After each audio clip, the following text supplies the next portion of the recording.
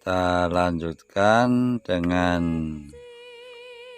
menyiapkan bahan-bahan seperti umbi hutan, gadung. Kita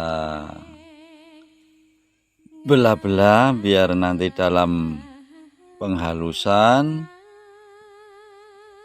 lebih cepat, termasuk kita menyiapkan blender untuk menghaluskan. Kita siapkan bahan-bahan yang tadi kita persiapkan untuk dihaluskan. Ini dalam proses penghalusan karena ini sekedar sebagai contoh tutorial.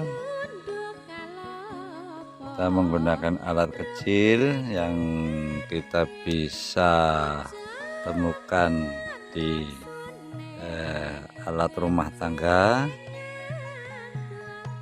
karena kita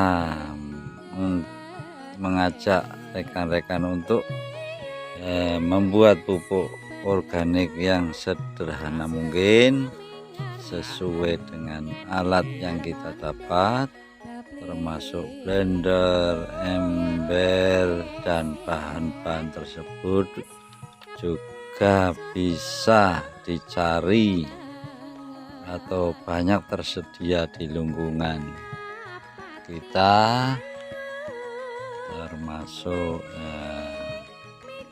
gadung.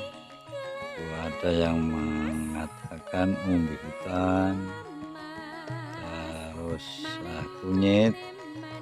Kita membutuhkan 50 kilo dalam komposisi 200 liter, lengkuas juga 50 kilo, dan juga temu ireng. Ini kalau kita belah, tengahnya ada setengah kehitam-hitaman. Kita bisa mencari ciri khas. Kalau temu ireng itu biasanya pelepahnya ada daun seret hitam. Ini gadung. Terus kita campur dalam suatu wadah yang tadi komposisinya sudah kita hitung. Kunir 50 kilo, lengkuas juga 50 kilo, terus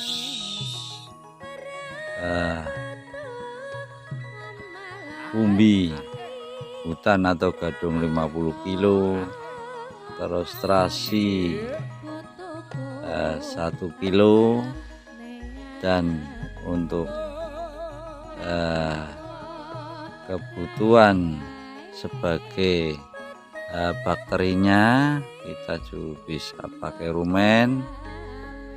Tapi kalau kita butuhkan ukuran sampai 5 liter dalam saat bentuk rumen, kita fermentasikan. Juga kalau kita mencari sebagai bahan unsur N atau sebagai pendongkrak unsur N, kita bisa memakai daun yang punya akar umbi atau bintil akar, yang bahasa kerennya Rhizobium saponicum. Atau kita bisa mencari ciri-ciri tanaman yang mengandung rhizobium. Kita biasanya mengenal tanaman kacang-kacangan atau polong-polongan. Kandungannya N itu agak memang tinggi. Terus untuk kandungan K-nya kita mengambil dari terasi atau bisa alternatif lain itu menggunakan ikan atau sisa-sisa ikan. Oh ya, sampai lupa, barang-barang tadi yang sudah dilumatkan lalu direbus sampai mendidih, terus dituangkan di dalam bak ini, terus akhirnya diberi rumen untuk difermentasikan selama 1 bulan, dan itu akan tertutup keseluruhannya, jadi itu memang harus difermentasikan dengan baik.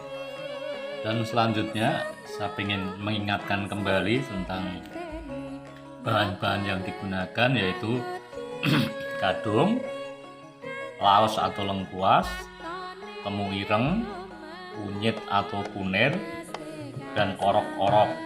Itu masing-masing 50 kilo. Terus ditambah lagi 1 kilogram terasi. Nah, semuanya itu harus direbus jadi satu sampai mendidih. Setelah itu kita ambil, kita tuangkan ke dalam bak untuk fermentasi. Akhirnya ditambah lagi rumen atau susu kira-kira 5 liter. Dan bila itu tidak ada, bisa pakai Yakult, cukup hanya 10 biji saja. Mungkin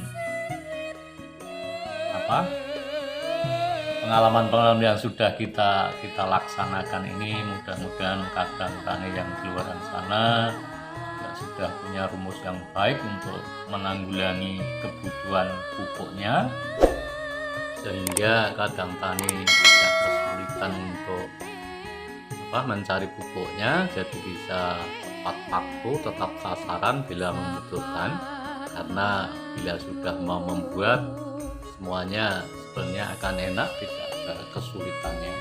Mungkin hanya itu yang perlu saya ungkapkan. Barangkali ada manfaatnya untuk dipakai.